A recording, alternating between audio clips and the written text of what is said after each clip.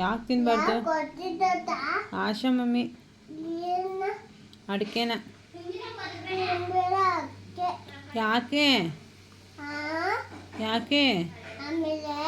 ಹ್ಞೂ ನಿಜವಾಗ್ಲೂ ಇಲ್ಲಪ್ಪ, ನಾನು ಅಡಿಕೆ ತಿಂತೀನಿ ಅಡಿಕೆ ನಾನು. ಏನಾಗುತ್ತೆ ಅಡಿಕೆ ತಿಂದರೆ? ಏನಾಗುತ್ತೆ? ಹಾಂ ಬಾಯಲ್ಲಿ ತಿಂತೀನಿ.